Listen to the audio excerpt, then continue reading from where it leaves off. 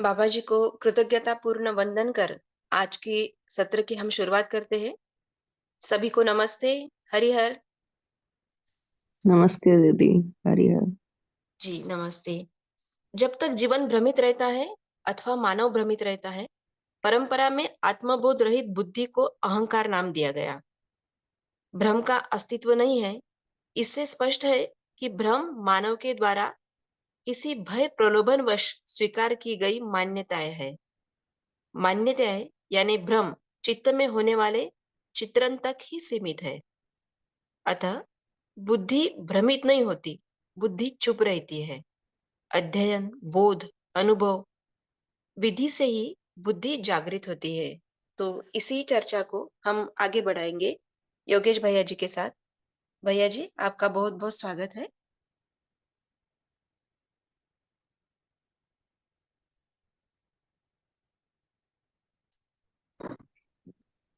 नमस्ते नमस्ते सभी को। नमस्ते भैया। आवाज नमस्ते भैया। आवाज आ रही है? हाँ भैया, थोड़ी धीमी आ रही है। हेलो, नमस्कार। अब देखिए। हाँ, अब ठीक है भैया।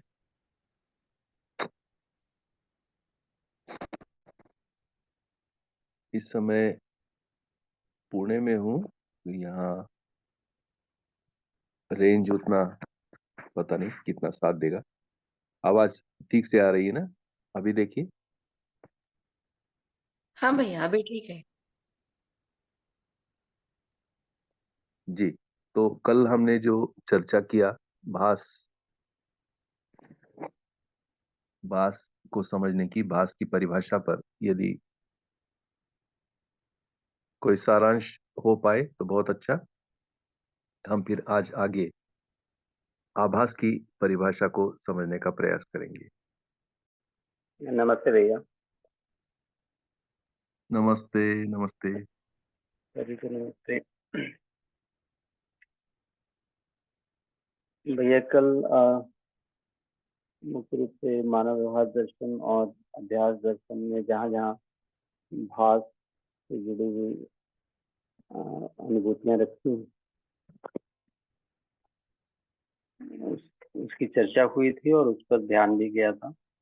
दोबारा पढ़ना भी हुआ। तो जो स्वयं में स्थिर हुआ है उसको मैं संक्षेप में रखता हूँ भैया कि अ, भास जो जिसके मूल भाषा के मूल में भाव है, भाव के मूल में मौलिकता है। और आ, ये वाला जो सूत्र है, मौलिकता के मूल में मूल्यांकन, मूल्यांकन के मूल में दर्शन, दर्शन के मूल में दर्शक, दर्शक के मूल में क्षमता, योग्यता एवं पात्रता, क्षमता, योग्यता एवं पात्रता के मूल में सत्यभास, आभास, प्रतीति। तो सत्यभास जो है वो योग्यता एवं पात्रता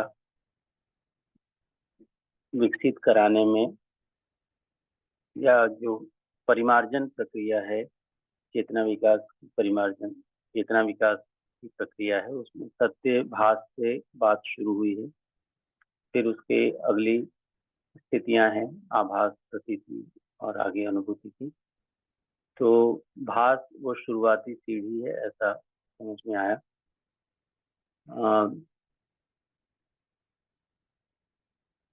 जो दूसरा कॉम्बिनेशन है शब्दों का कि श्रवण, मनन, निधिध्यासन आदि, तो ये भास जो है वो श्रवण की जगह पर है, ऐसा लग रहा है। और इससे जो सूचनाएं हैं, सत्य सह सूचनाएं हैं, जिसको हमने श्रुति में श्रुति की परिभाषा में देखा था। तो ये जो अभी हम पढ़ रहे हैं या सुन रहे हैं, ये सभी श्रवण की शुरुआती प्रक्रिया है। और यहाँ से हमें सत्य सूचनाएं जो है वो अगली गति के लिए प्रेरित करती है, ऐसा इस सूत्र के यहाँ पर जो आखिरी पंक्ति में रखा है कि यह सब चित्त की क्रिया है जो दर्शक के जागृति के अनुसार सफल है अथवा असफल है। तो अभी तो भ्रम की स्थिति में हम चित्रण में जो भी चीजें हैं उसी से काम चला रहे हैं। चित्त की क्रिया न्याय संपन्नता के एकांत सक्रिय है, ऐसी स्थिति में है, या कहें साक्षात्कार पूरा होने से, साक्षात्कार की प्रक्रिया। तो भास जो है हमें उस तरफ प्रेरित करती है, न्याय समझने के लिए आगे बढ़ाती है। फिर जो कई जगह सूत्र आया है कि सत्ता सर्वत्र एक सा भासमान है, तो ये जिज्ञासा भी सत्ता को लेकर वो अ, भाषात्मक स्थिति में जो है वो बढ़ती है कि आखिर सत्ता का रोल क्या है। फिर जो 46वें पृष्ठ पर सूत्र रखा है, जिसकी चर्चा सबसे पहले आपने भी की मानव व्यवहार दर्शन में, कि सह अस्तित्व सहज अनुभव आत्मा में होता है, इसका अनुभव मूलक विधि से बोध बुद्धि में होता है, बुद्धि और चित्त के योग में अनुभव की प्रतीति होती है, यही अनुभव चिंतन है। चित्त और वृत्ति के योग में अनुभव का आभास होता है, जो स्वयं न्याय धर्म के रूप में तुलन किया है। वृत्ति और मन के योग में अनुभव का भास है, जो मूल्यों का आस्वादन और संबंधों का चयन के रूप में प्रमाणित है। इस पर जो आपने बात रखी, वृत्ति और मन के योग में अनुभव का भास, तो अनुभव कोई ऐसी पूरी स्थिति है जहाँ जो शुरुआती स्तर पर विचारों में और जो हमारा अभिरुचि मूलक में जो लिप्त मन है उसको मूल्यों की तरफ ले जाने के लिए ये सूचनाएं, ये भाषात्मक स्थिति में स्पष्ट हैं। और ये मूल्यों के आस्वादन से, यानी हम जैसे ही संबंधों को पहचानने की तरफ आगे बढ़ते हैं, मूल्यों के प्रति जिज्ञासा बढ़ती है, और ये भास, ये स्थिति भास है, ऐसा यहाँ से समझ में आ रहा है। फिर पृष्ठ संख्या 64 पर जो है सीमित अर्थ से मात्र सुख और दुख भासता है। तो इस चर्चा में जो है सुख दुखात्मक स्थिति हमारी है, क्योंकि अर्थ हमारे पास पूरे नहीं है, सीमित हैं। इसी तरह जो अगला संदर्भ था 76वें पेज पे,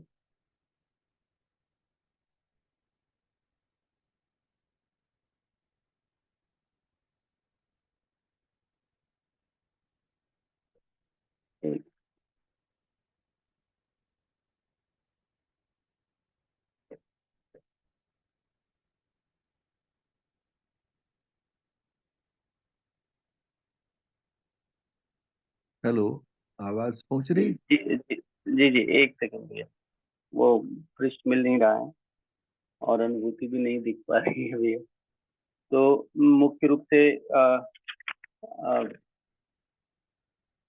भास को इसी तरह शुरुआती जिज्ञासा के रूप में, आपने जिज्ञासा पर भी बात रखी थी, और चित्र ग्रहण और चित्र रचना पर भी बात आई थी कि ये चित्र में होने वाली दो बातें हैं, एक तो चित्र ग्रहण और चित्र रचना। उसका एक उदाहरण आपने भूगोल से लिया था। तो ये पूरी चीज को समझने के प्रति जो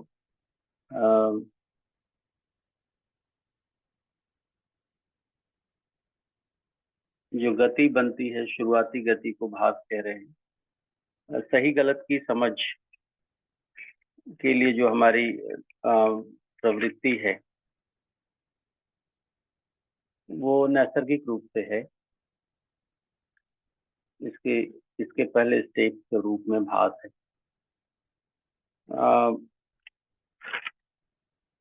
मैंने कुछ पढ़े थे हैं, स्पष्ट रूप से अभी याद नहीं आ रहे हैं।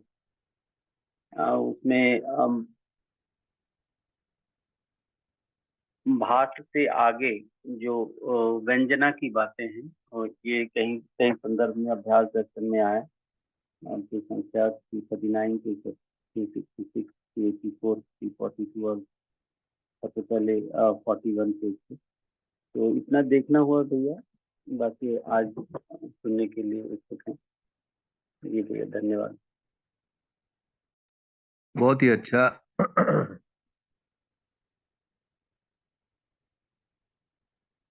एक दो और अनुभूतियां हैं, भास की परिभाषा हमें स्पष्ट हो,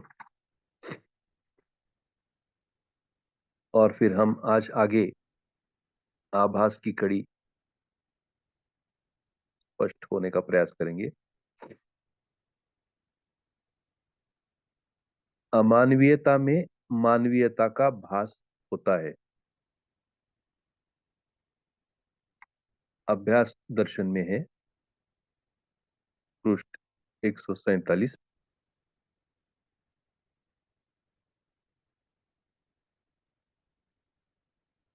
अमानव में भी ब्रह्म भासता है। मानव अनुभव दर्शन है। इसलिए जिनको चार विषयों में भोग, अतिभोग करते हुए सुख भासता है,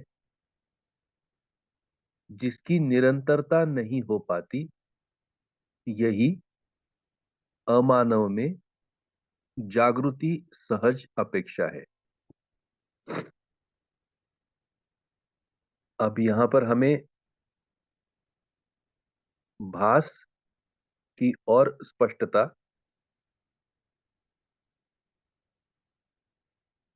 जागृति सहज अपेक्षा, अमानव में भी जागृति सहज अपेक्षा की स्थिति है, ये सच्चाई है हर मानव में, और यही जागृति सहज अपेक्षा को हम शुभ कामना भी कहते। ये अच्छा स्क्रीन शॉट हमारे लिए।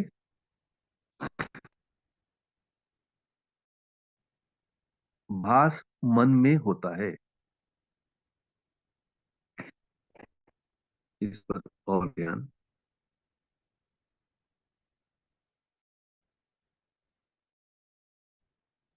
फिर आगे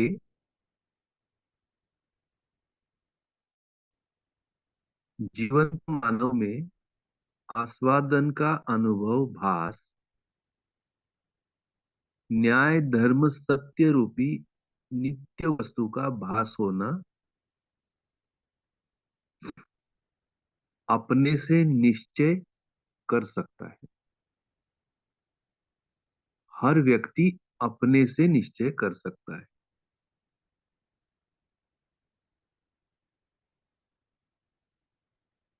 इसका क्या अर्थ हो गया, यह महत्वपूर्ण है, इसलिए हम परिभाषाओं को समझने का प्रयास कर रहे हैं कि भ्रम और भास में हम अंतर कर पाए। परंपरा में हम भास शब्द को अधिकतर कुछ भासता है इस स्थिति से करते हैं, और ज्यादातर ये भ्रम निकलता है। और फिर हम संवेदनाओं पर भरोसा करने लगते हैं, जिसे रियलिटी, वास्तविकता कहते हैं।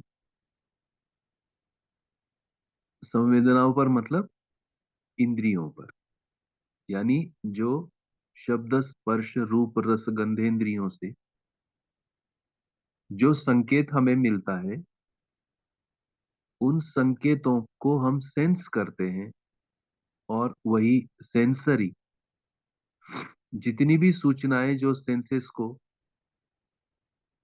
या सेंसेस में आ पाती हैं,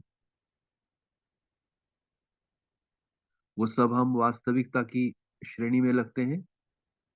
और फिर जो सेंसेस में नहीं आ पाता परंतु होता है, ऐसे कुछ प्रयास होते हैं, तो उनको शायद हम कल्पना कहते हैं।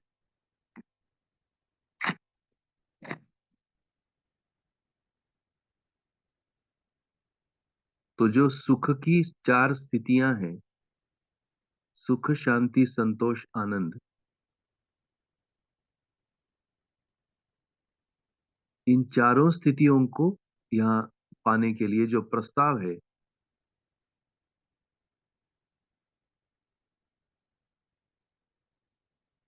तो अमानव में भी जागृति, सहज अपेक्षा, और उस अपेक्षा को पूज्य बाबा जी ने इसको हमारे लिए ध्यानाकर्षण के रूप में रखा है। और इसका जो आधार है वह न्याय, धर्म और सत्य है। तो अमानव में भी ब्रह्म भासता है, ये हमारे लिए एक ध्यानाकर्षण। और ऐसा सत्य भासने के लिए निश्चय कर सकते हैं, हर व्यक्ति निश्चय कर सकता है। सत्य भासने के लिए आगे दिया, शरीर और जीवन का सहअस्तित्व आवश्यक है। इसी क्रम में जीवन जागृति और जागृति पूर्णता को प्रमाणित करता है। आगे मानव संचेतनवादी पुस्तक जो अभी अभी पूरी हुई, उसमें जो भक्ति आचरण है, भक्ति सहज अभिव्यक्ति जागृति गामी विधि से अथवा जागृति क्रम विधि से भास, आभास, प्रतीतियां और जागृति पूर्ण विधि से प्रतीति, अनुभूति व उसकी निरंतरता, दोनों स्थितियों में तन्मयता, तारतम्यता और उपादेयता स्पष्ट समझ में आता है। तो इस प्रकार अब आगे के हमारे जो पठन क्रम होगा, उस पठन क्रम में परिभाषा संहिता को हम इस प्रकार से संदर्भ में ला सकते हैं। प्रत्येक पुस्तक अभी हम डिटेल में पढ़ने वाले हैं, और प्रत्येक शब्द में जो अर्थ निहित है, उस अर्थ की निश्चित अर्थ के लिए हम परिभाषा संहिता को संदर्भ में लेंगे और हम समझने का प्रयास करेंगे। एक और महत्वपूर्ण, उसी के नीचे पढ़िए, इंद्रिय सन्निकर्ष में भी, यह महत्वपूर्ण है, इंद्रिय सन्निकर्ष में भी स्वागत भाव का भास, आभास होना पाया जाता है, जिसकी निरंतरता की अपेक्षा ही रह पाती है। यानी ये जो शेष रहना है, अपेक्षा शेष रहता है, यह व्यवहार में प्रमाणित नहीं हो पाता। अतएव स्वागत का आधार संपूर्ण मूल्य स्वागत होना पाया जाता है।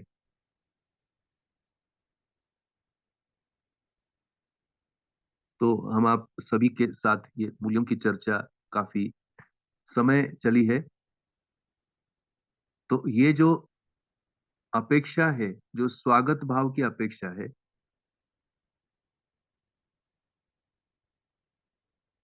ये स्वागत भाव संपूर्ण मूल्य का हो पाता है।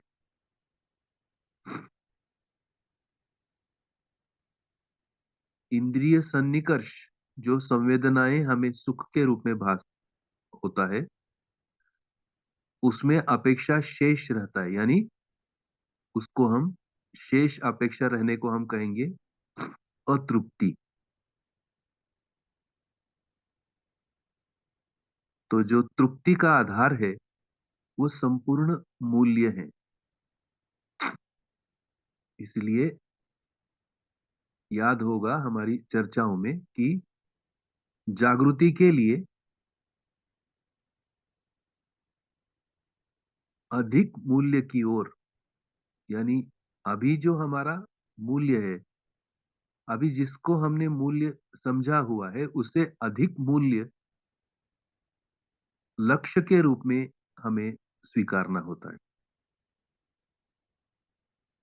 तभी हमारे में गतियां दिख सकती हैं, तभी भास के लिए हमें प्रेरणा होती है, और वही फिर आगे वास्तविकता और सत्य की ओर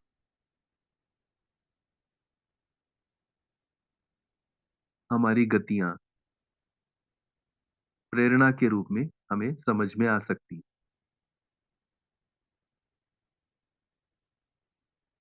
अब शिक्षा विधि से, यानी जिस विधि से अभी हम लोग समझने की कोशिश कर रहे हैं वो है शिक्षा विधि। शिक्षा विधि में ये कैसे समझ में आता है, अंतिम हम लोग लाइन ले लेंगे और हम आगे बढ़ते हैं। भाषा सहित अर्थ, कल्पना, अस्तित्व में वस्तु रूप में स्वीकार होना, ये शिक्षा विधि है। यानी भाषा विधि से, जिसको हम इंग्लिश में टेक्स्ट कहते हैं, जो वांग्मय है, ये भाषा विधि से अर्थ, कल्पना, अभी हमारी कल्पना में आना आवश्यक है, और वस्तु रूप में स्वीकार होना।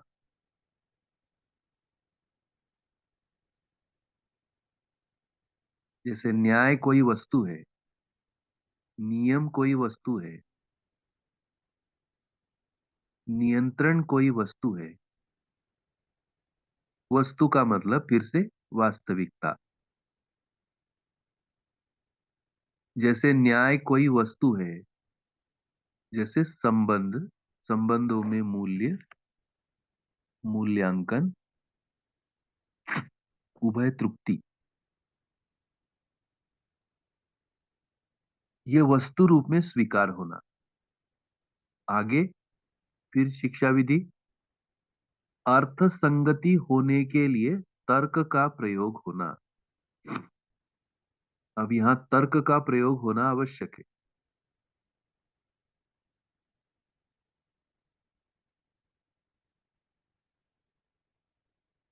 अर्थ वस्तु के रूप में अस्तित्व में स्पष्ट तथा स्वीकार होना, फलस्वरूप तर्क संगत होना।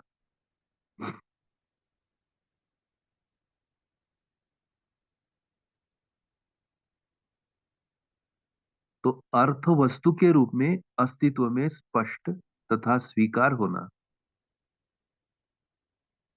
और फलस्वरूप तर्क संगत होना, यानी हमारी शिक्षा सफल हो गई, समझना सफल हो गया। क्योंकि जो पहले भाषा सहित अर्थ कल्पना में अस्तित्व में वस्तु के रूप में, यानी न्याय का उदाहरण हमने लिया, तो ये जो उभय तृप्ति है, ये वस्तु के रूप में स्वीकार हो गया। उसके लिए हमने अर्थ संगति होने के लिए तर्क का प्रयोग किया,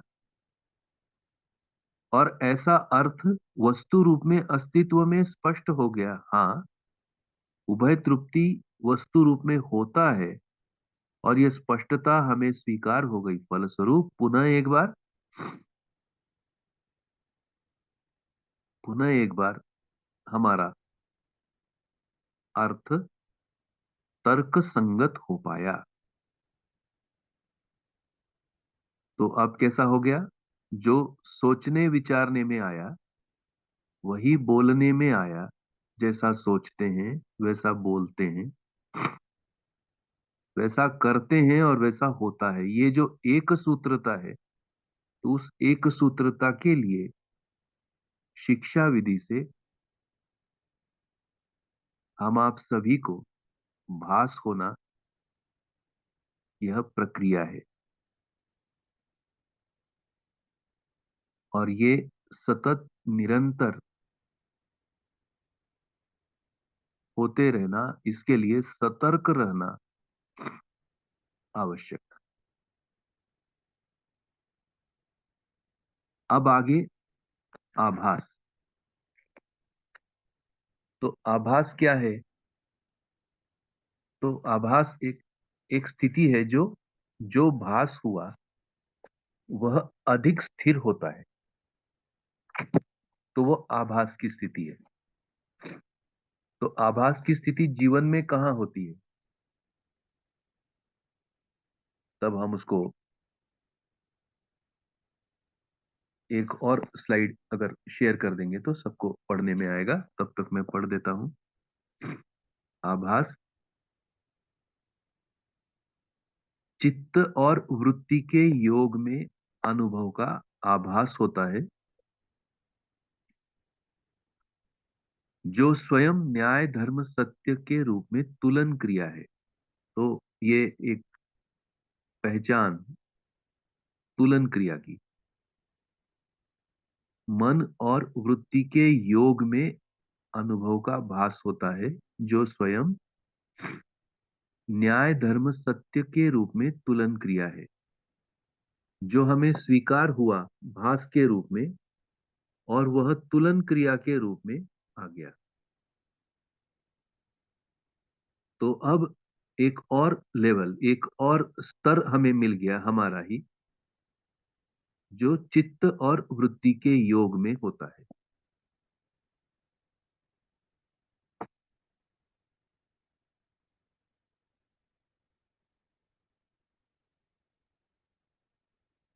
वृत्ति चित्त में आभास होता है।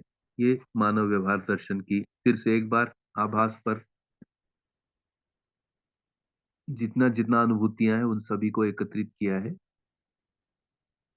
समाधान पूर्ण विचार, सत्य सहज आभास। तो यहाँ एक बार ध्यान देने की आवश्यकता, यानी वस्तु एक ही है, न्याय धर्म सत्य वस्तु एक ही है, और इस एक ही वस्तु को हम अधिकाधिक स्वयं में स्थिर देखते हुए चलते हैं। उस स्थिति में भास, आभास, प्रतीति और अनुभूति, अनुभूति तक ये प्रयास रहेगा। भास आभास प्रतीति, ये जागृति क्रम में ये प्रयास हमारे रहेंगे। तो मानव व्यवहार पेज पृष्ठ क्रमांक 64। तो अब जब 1 दिसंबर से शुरू होगा विधिवत वाङ्मय पठन, तो ये सभी मुद्दे हमारे स्मरण में बने रहना आवश्यक लगता है, जिससे कि हम साथ साथ अध्ययन प्रक्रिया को भी हम समझेंगे, और ये सभी निष्कर्ष हमारे में आना, और निष्कर्ष मुझे लगता है एक ही निष्कर्ष है, वही निश्चय है कि हम सभी भास के लिए, भास करने के लिए अपने में निश्चय कर लें।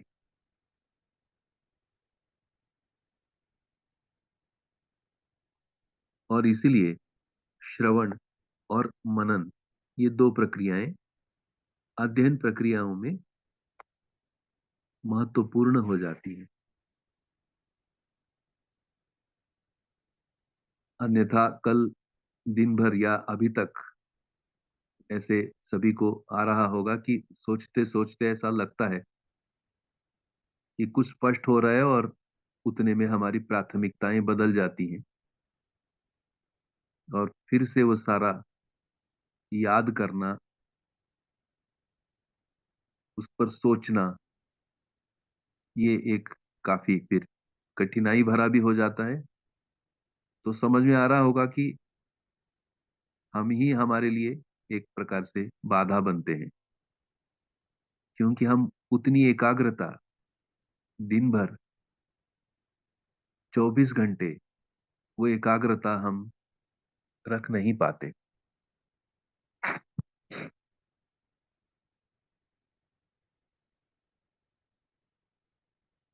और ये एकाग्रता अगर नहीं मिली तो फिर हमारा ध्यान कैसे लगेगा, ये भी एक हमारे लिए सोचने का मुद्दा है।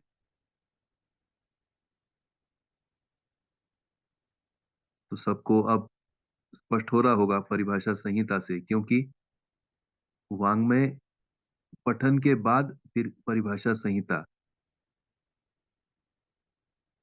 ये एक क्रम अपन ने सजाया है। अभी तक हमने वाङ्मय का परिचय लिया और अब परिभाषा संहिता को हम समझ रहे। अब परिभाषा संहिता आगे डिटेल में जब हम वाङ्मय पढ़ेंगे तब ये हमारे संदर्भ में साथ बना रहे, जिसलिए कि हमारी एकाग्रता बनी रहे।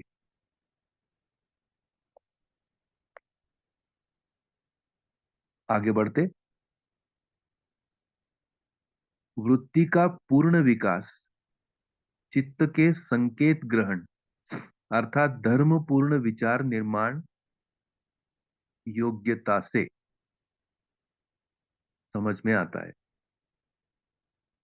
तो जिसे हम चेतना विकास मूल्य शिक्षा कह रहे हैं, तो हमारी चेतना विकास को हम इस प्रकार से समझ सकते हैं कि मन का विकास होना, यानी मन में भास होने लगना, यानी मन वृत्ति के संकेत को ग्रहण कर पाना और एक अर्थ में व्यवहार रूप में नियंत्रण स्थापित होने लगना। हमारी संवेदनाओं पर नियंत्रण कैसे होता है? तो अब ऐसे होता है कि मन वृत्ति के संकेतों को ग्रहण करने के लिए तैयार है, विकसित होना इसे कहेंगे। अब वृत्ति चित्त के संकेत ग्रहण करने के लिए तैयार है, ये वृत्ति का विकास। और ऐसे चेतना विकास के क्रम में हम भास आभास की निरंतरता को पहचानने का और इस निरंतरता के आधार पर जो लक्ष्य है, जागृति, अनुभव, विश्राम, इसके लिए स्वभाव गति में बने रहना। अब ये धीरे धीरे स्वभाव गतियां भी हैं। जीवन में स्वभाव गतियां इस प्रकार से हमको समझ में आती है। आगे कल हमने चर्चा किया था, फिर आज हम और दोहराएंगे। शायद ये कुछ शब्द हमारे लिए स्थिर हो रहे होंगे, संवेदनशीलता और संज्ञानीयता। तो जो सूत्र हमने सुना, संज्ञानीयता में संवेदनाएं नियंत्रित रहती हैं। अब हमें डिटेल आ रहा है कि हमारी संवेदनाएं नियंत्रित कैसे रह सकती हैं। तो जैसे कल हमने समझने का प्रयास किया, सर्वशुभ उदय का भास आभास संवेदनशीलता की ही क्षमता है। इसका क्या अर्थ हो गया? ये जो संवेदनशीलता की क्षमता हमें कैसे पता लगती है? तो संवेदनशीलता की क्षमता हमको हमारे जन्म से पता लगती है। हमारा जन्म हुआ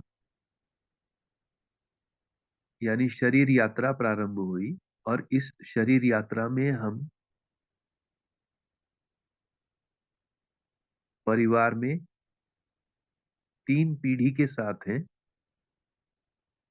और ये 3 पीढ़ी में हमारी परवरिश हो रही है,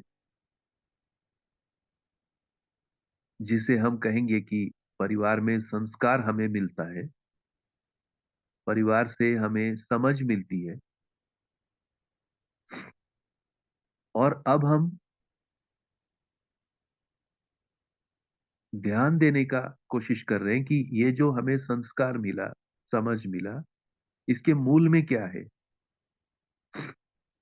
तो इसके मूल में अब समझ में आ रहा है कि ये हमारी संवेदनशीलता की क्षमता का विकास हुआ, क्या हो रहा है,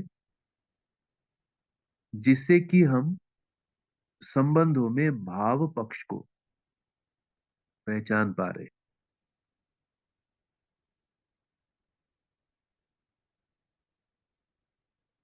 अभी जितने भी हम प्रौढ़ यहाँ पर एकत्रित है इस गोष्ठी में,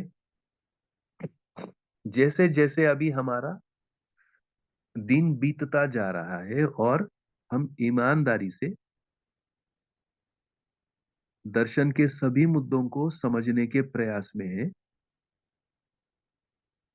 हम सबका भाव पक्ष पर अब ध्यान जाने लगा होगा। तो ये जो भाव पक्ष पर हमारा ध्यान जा रहा है, यही हमारी संवेदनशीलता की क्षमता है।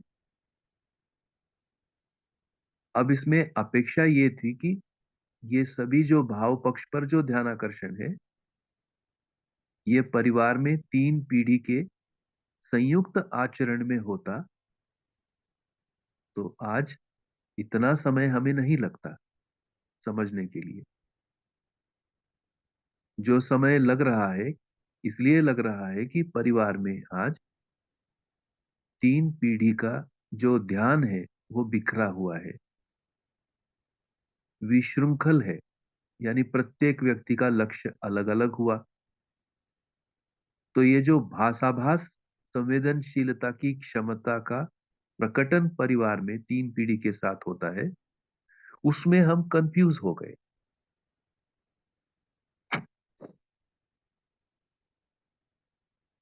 एक सूत्र नहीं है, और ये जो कंफ्यूजन है, जो संदिग्धता है, ये सब अब हमको आने वाली पीढ़ी में ये दिखता है। इनमें कहाँ से आ गया? जैसे चिड़चिड़ापन है, आर्ग्यूमेंट्स होते हैं, डिबेट होता है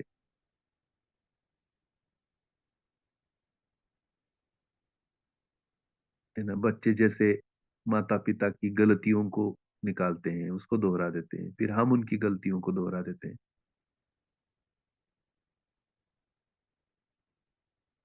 और एक प्रकार से हमारे मन में शंका होता है, ये संबंध की पहचान हो रहा है, ये क्या हो रहा है? तो अब ये जो मतभेद है, अब हमको समझ में आ रहा है, ये मतभेद भाषाभास रूपी जो संवेदनशीलता का जो क्षमता का विकास होना रहा, इसका लक्ष्य और दिशा नहीं होने के कारण ये जो भास आने वाले पीढ़ी को हो रहा है, वो भास और भ्रम के बीच में कॉन्फ्लिक्ट है।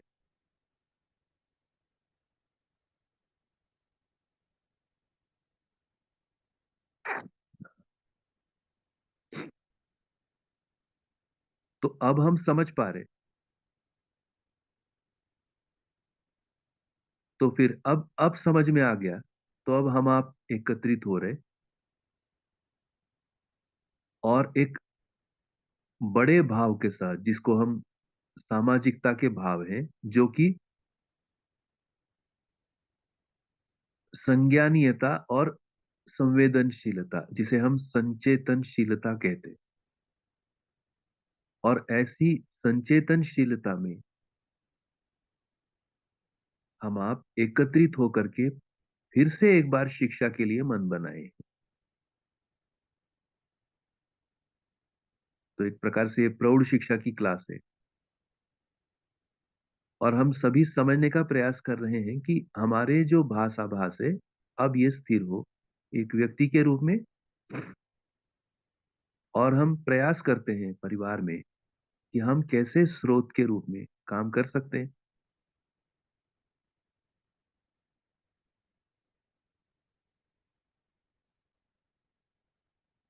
और यही शिक्षा का स्वरूप, चेतना विकास मूल्य शिक्षा का स्वरूप, यही यदि क्लास 1 से लेकर 12 तक ये जो भाषाभास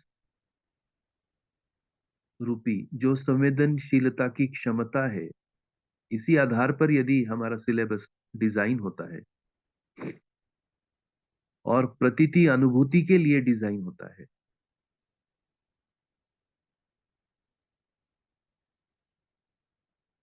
ऐसा प्रयास मुझको लगता है हम आप सभी करेंगे, करना भी चाहिए। अन्यथा 3 पीढ़ी के अंतर संबंध अभी बहुत किसी को पता लग गया हो, ऐसा नहीं है। जब तक संवेदना में काम चलता है चल जाता है, और किसी समय इसका सारा रस खत्म हो जाता है, तब तक उस स्थिति का क्या वर्णन करें। तो वाङ्मय पढ़ते समय ये जो स्वभाव गति में वर्णन किया हुआ है, मुझको लगता है ये हमारे लिए अच्छा ध्यान आकर्षण है। जैसे अमानव में भी ब्रह्म भासता है, ये सामान्य स्थिति का वर्णन है।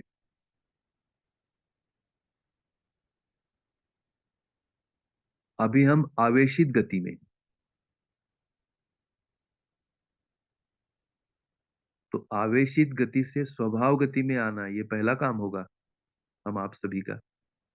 और ऐसे स्वभाव गति में आने के लिए हम सभी को ये हमारे में जो हो रहा है, स्वयं में जो हो रहा है, भास, आभास, प्रतीति,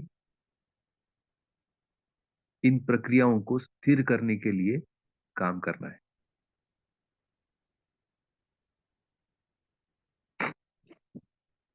ऐसे ही एक छोटा प्रयास आने वाले 1 दिसंबर से कुछ बंधु भगिनी 10-12 की संख्या में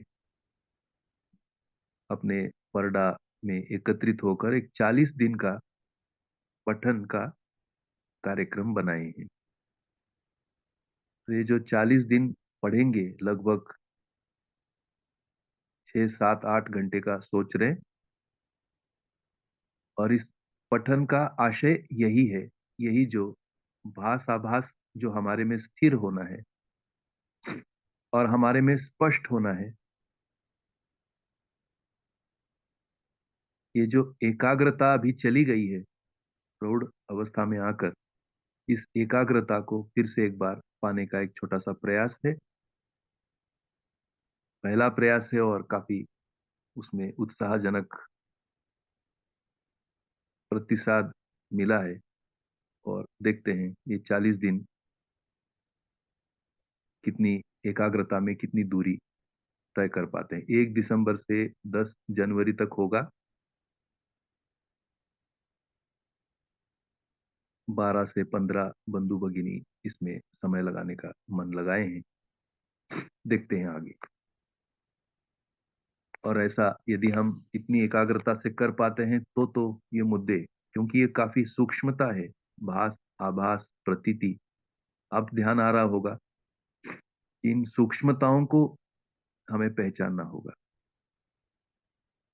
और ये जो संवेदनशीलता की क्षमता है, यानी संवेदनाओं को बंद करके ये डिजाइन नहीं है, संवेदनाएं रहेंगी।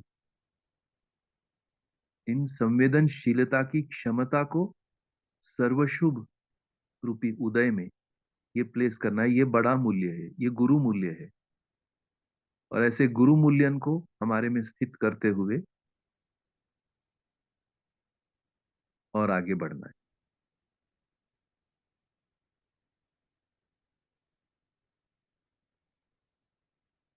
तब इसमें आ रहा है तर्क की लिए स्वीकृतियां, तर्क आगे बढ़ना,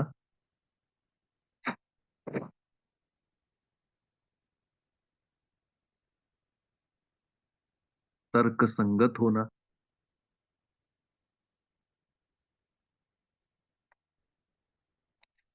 आभास का मतलब हो गया अधिक स्थिरता। तो भास, आभास।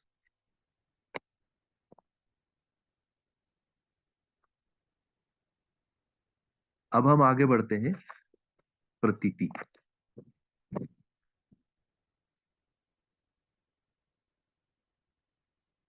प्रतीति क्या है?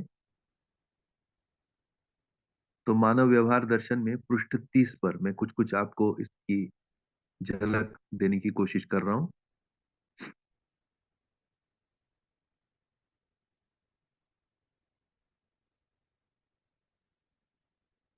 आह्लाद, अभाव का अभाव ही आह्लाद है। देखिए अब और अधिक स्थिर हो गया।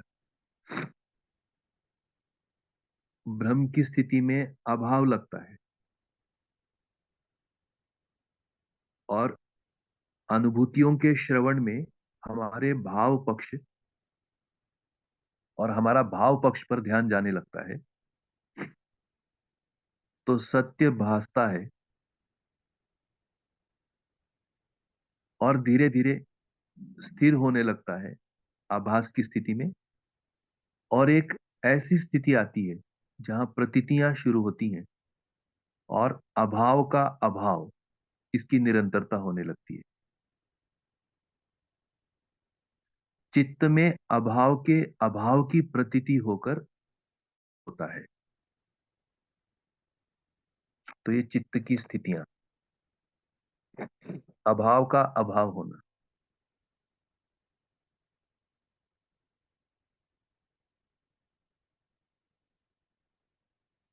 सूत्र रूप में इसको हम समझने का प्रयास करते हैं।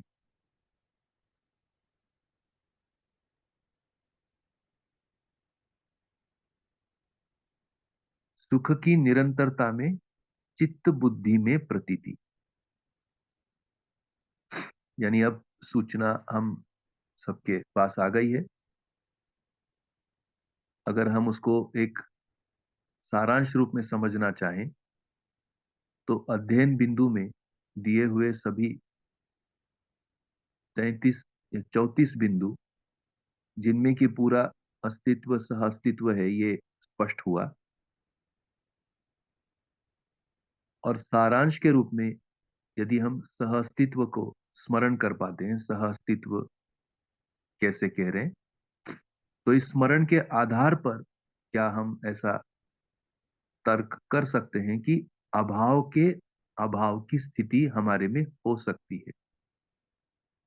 ये संभावना हमें भास में दिखी, इसकी स्थिरता हमें वृत्ति में हुई, और अब चित्त में साक्षात्कार पूर्वक ये जो वस्तुएं हैं, ये वास्तविकताएं हैं, अंतर संबंध है, ये सभी नियंत्रण संतुलन से सहअस्तित्व नित्य वर्तमान है, इसलिए अभाव का अभाव है और इसकी निरंतरता है।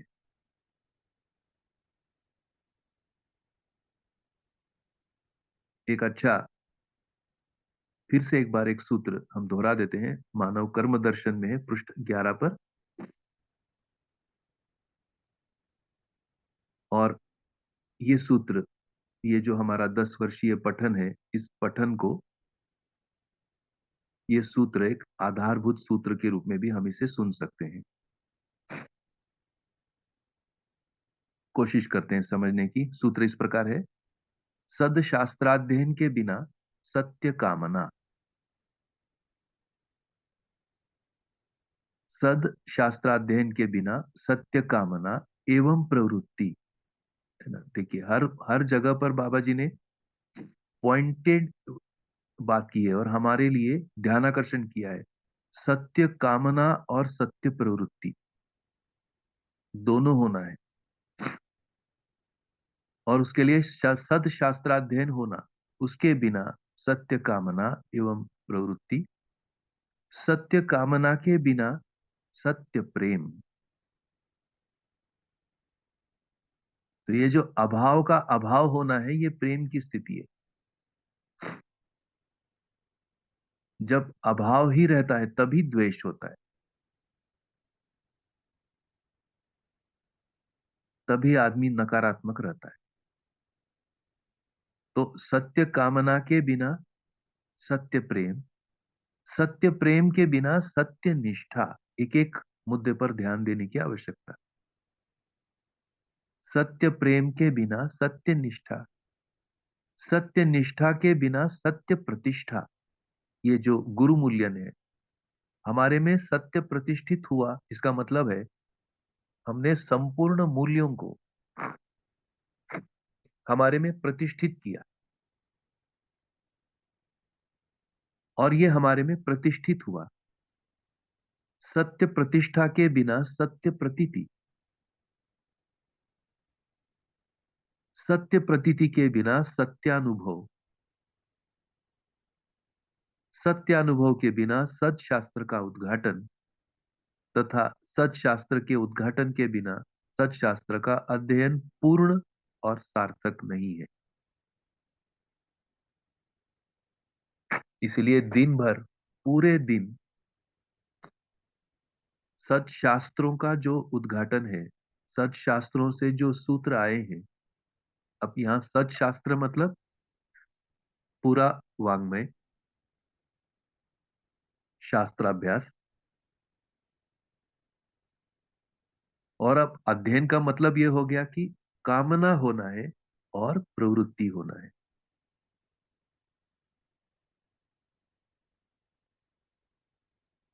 और इसके लिए आगे सत्य प्रतीति व अनुभूति में ही मानवीयतापूर्ण आचरण एवं न्याय पूर्वक व्यवहार में निष्ठा पाई जाती है।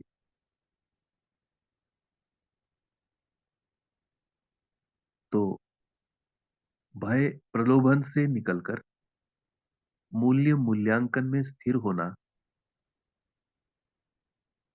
और ऐसे शास्त्राभ्यास की सुगमता के लिए परिभाषा संहिता का नियोजन पूज्य बाबा जी ने हमारे लिए किया है।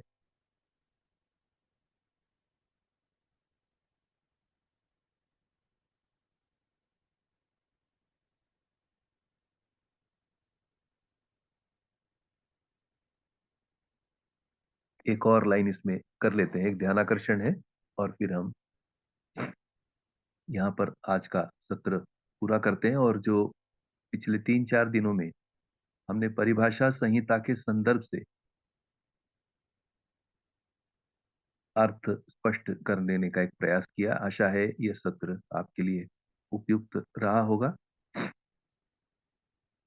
तो ये प्रतीति क्यों महत्वपूर्ण है, तो उसके लिए एक ध्यानाकर्षण है। साक्षात्कार विधि में रिक्तता, अध्ययन यानी प्रतीति न हो पाना, जागृति सहज अध्ययन की कमी और यथार्थता वास्तविकता की उपेक्षा, बुद्धि अनुयायी चित्त न होने से चित्त क्षोभ होता है। ये जो दिन भर गुस्सा आता रहता है ना, ये जो क्षुब्ध होती रहती है, क्षुब्धियां क्या है ये बताया है।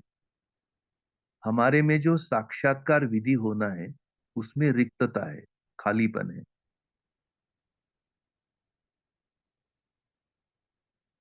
और ऐसा क्यों है? क्योंकि अध्ययन न हो पाना, प्रतीति ही अध्ययन है, और प्रतीति के लिए भासाभास होना है। जागृति सहज अध्ययन की कमी रहना और यथार्थता और वास्तविकता की उपेक्षा करना। अब ये सब बुद्धि अनुयायी चित्त होना, ये चित्त का विकास है। ऐसा ना होने से चित्त क्षोभ होता है। तो आज के दिन की यही मंगल कामना है कि ये सारा क्षोभ हमसे निकल जाए, और जो रिक्तता है साक्षात्कार विधि की और अध्ययन की, ये रिक्तता सदशास्त्र के सेवन से भर जाए। और ऐसे आगे 1 दिसंबर से जो डिटेल वाङ्मय पठन होना है उसमें इसी प्रकार से हमारी सहभागिता रहेगी। और प्रत्येक 6 माह में एक मनन गोष्ठी भी रखा गया है इन सभी ऑनलाइन में जो बंधु भगिनी जुड़ रहे हैं उन सब के लिए। और इस प्रकार से 10 वर्ष हम एक प्रयास करके देखते हैं। बहुत बहुत शुभकामनाएं इस प्रेरणादायी उपस्थिति के लिए। आगे वैशाली जी, नमस्कार।